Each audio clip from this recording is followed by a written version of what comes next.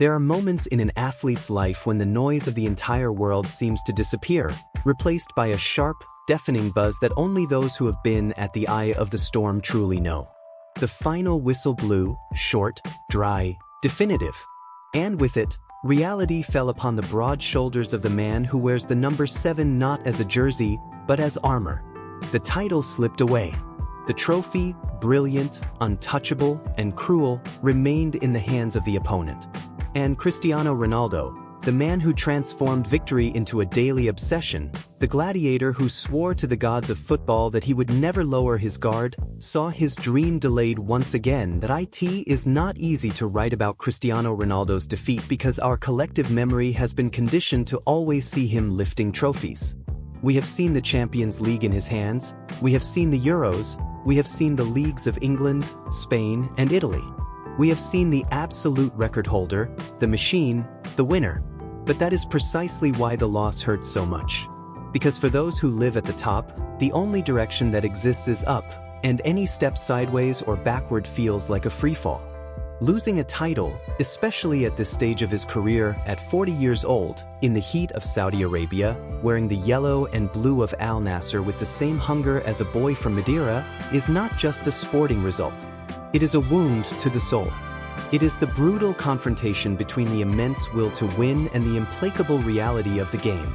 The locker room, minutes after the end, was a sanctuary of contained pain. The air was heavy, laden with the sweat of maximum effort and with tears that many tried to hide, but which betrayed red eyes and heaving chests. And there he was.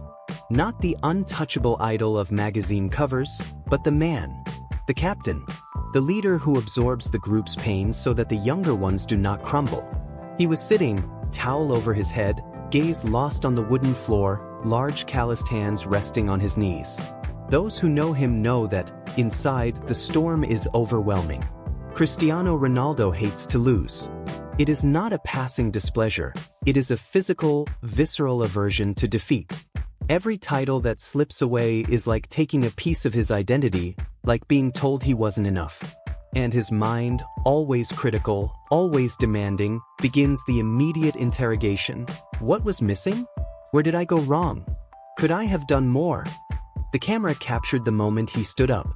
His legs, which seemed made of lead, moved with the dignity of a king who, even momentarily dethroned, does not lose his posture. He walked to the center of the locker room. He did not shout. He did not blame the referee, nor the pitch, nor luck. He looked into the eyes of each of his teammates. He saw the fear in the eyes of the young player who came on in the 80th minute. He saw the exhaustion in the veteran who gave his all for 90 minutes. And then, with a choked but firm voice, he said what only a true leader says, "Heads up. We gave everything. The blame is mine if someone has to carry it, but we will come back. This does not end here." In those words, there was not just consolation. There was a promise. The promise that today's pain would be tomorrow's fuel. Outside the locker room, the stadium did not empty immediately. The fans, that vibrant mass of yellow singing with their hearts in their throats, remained in the stands.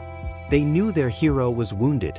And, instead of boos or hostile silence, what was heard was a chant. It started low, almost a whisper, but grew like a wave, enveloping the pitch, rising to the boxes, entering through the tunnels. Suuru! Suuru! It was not a chant of mockery, it was a chant of gratitude. It was the fans saying, "We saw your effort. We felt your pain. We are still with you." And when Ronaldo appeared on the stadium balcony to thank the fans, the applause was thunderous.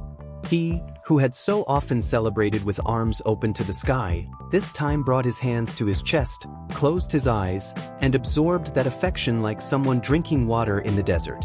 There were tears in his eyes. Tears of frustration, yes, but also of gratitude.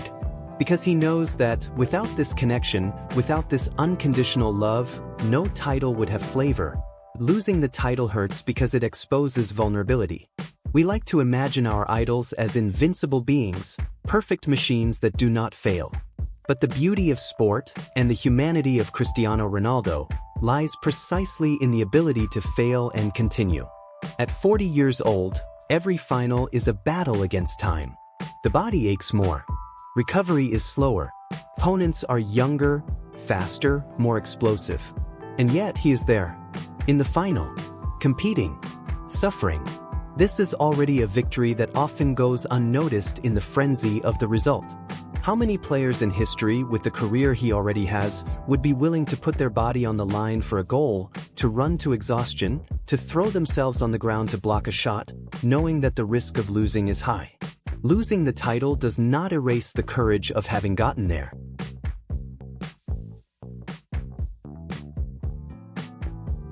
There is a cruel narrative that tries to paint loss as the beginning of the end. It's over, say the critics. H has arrived, say the analysts. He's not the same anymore, whisper the envious. But Cristiano Ronaldo built his career by challenging narratives. They said he was just physical and he showed technique.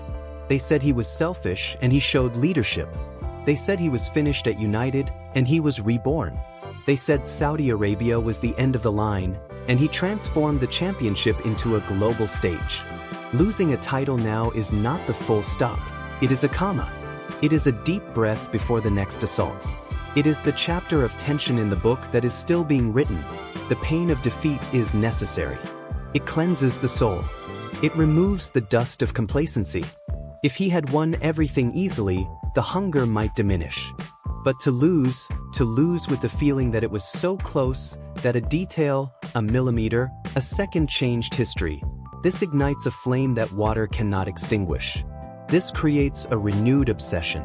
The next day, when the sun rises over Riyadh, Cristiano Ronaldo will not be sleeping in late lamenting the past. He will be in the gym. He will be on the pitch. He will be working on his weakness, on his strength, on his mind. Because his response to defeat is not mourning, it is action. It is work. It is sweat. It is proving once again that he is the master of his own destiny. For us, spectators, Cristiano Ronaldo losing a title is a human reminder. It is the chance to see that, behind the goal-scoring machine, there is a heart that bleeds when the dream is not realized. It is the opportunity to understand that greatness is not measured only by the height of the pedestal where the trophy is placed, but by the depth of the hole from which one can emerge. A hero is not one who never falls. It is one who, upon falling, uses the impact with the ground to propel the next leap. The title was lost. The statistics mark the defeat. The opponent celebrates. But Cristiano Ronaldo's story is bigger than one night, bigger than one trophy, bigger than one scoreboard. His story is made of resilience. It is made of rising when everyone expected him to stay down. It is made of transforming no into not yet.